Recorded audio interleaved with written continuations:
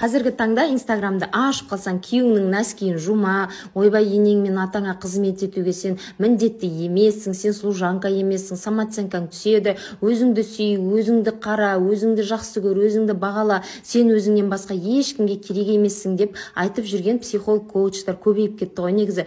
Менің ойымша олай емес. Күйеуіңіздің нәскиін жумақ түгіл, атамыздың аяқ қолын, тырнағын, шашын, сақал мұртын алып жүрміз. Одан қалды денсаулығы жоқ қайнағама қарап, апта сайын шашы мен тырнағын алып қарап жүрген жайымыз бар. Шүкір, бірақ та осы менің бір ретте самооценкам түсіп, бір жерде бір боғыма шалынып отырған жоқпын. Керісінше, осы кісілердің ақ батасын алып, жолдасымның ризашылығын алып, үлкен кісілердің туған туыстарының рахметін, батасын алып, самооценкам ұшып топ-топ болып көтеріліп жүр. Ойбай, мен осы кісілерге қарап отырмын, ешқайда шыға алмаймын, қатарымнан қалып қойдым, ештеңкеге үлгере алмаймын, айналыса алмай жүрмін, шетте 4 бала шағам бар, ақшам жоқ, жұмыс істей алмаймын, ештеңкеге үлгере алмай жүрмін деп отырсам, бір орында отыра беруші едім. Бірақ мен Аллаға шүкір, атама да, қайнағама да, бала шағама, жолдасыма, өзіме де уақыт бөліп, қарап та, қыдырып та үлгеріп жүрмін.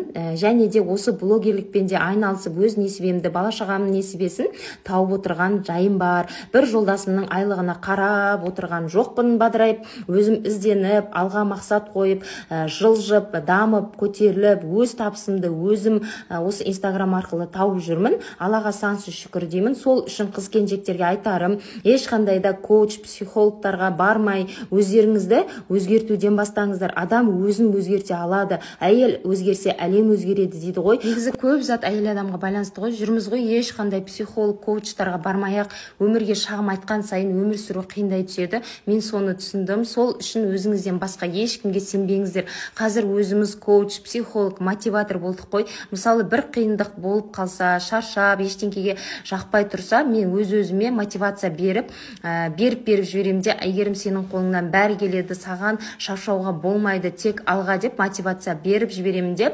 өзімнің зарядымды алып аламда, тағы 180 градуспен қызметімді істеп жүре берем.